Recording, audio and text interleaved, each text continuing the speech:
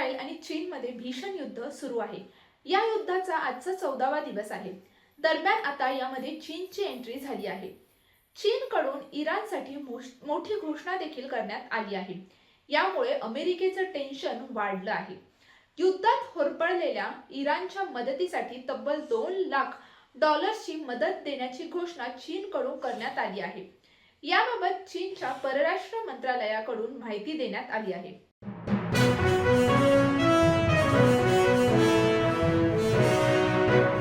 बाजारात सध्या गॅस तुटवडा जाणवत आहे।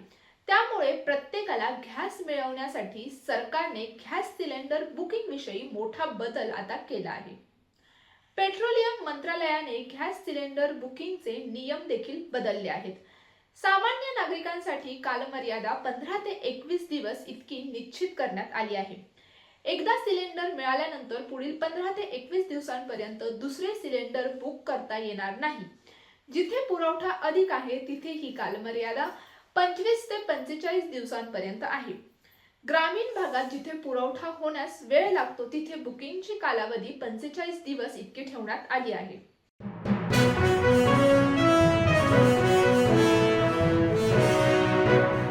साईनगर शिर्डी वंदे भारत एक्सप्रेसवर कल्याण जवळ दगडफेक झाल्याने C2 आणि C3 काचेच्या खिडकीची काच फुटल्याची घटना घडली आहे। सुदैवाने या घटनेत कोणताही प्रवासी जखमी झाला नाही। या प्रकरणात आरोपी सनी कांबळे वय वर्ष 22 याला ताब्यात घेतले आहे आणि त्याची सध्या कसून चौकशी देखील सुरू आहे।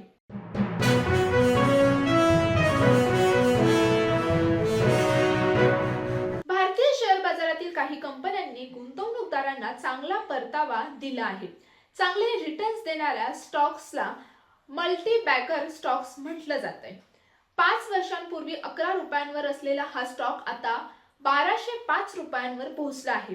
आकडेवारीचा जर का यात विचार केला तर मार्च 2021 मध्ये ज्या गुंतवणूकदारांना या कंपनीचे 1 लाख रुपयांचे शेअर्स खरेदी केले असतील त्यांचं मूल्य आता 1 कोटीच्या पुढे गेलं असेल।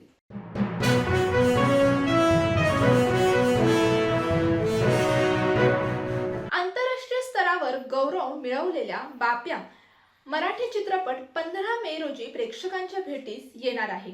आपली यारी गावावर भारी अशी टॅगलाईन असलेल्या या चित्रपटाचे पोस्टर नुकतेच प्रदर्शित देखील झाले आहे आणि सध्या या चित्रपटाची सोशल मीडियावर देखील चांगली जोरदार चर्चा ही रंगली आहे।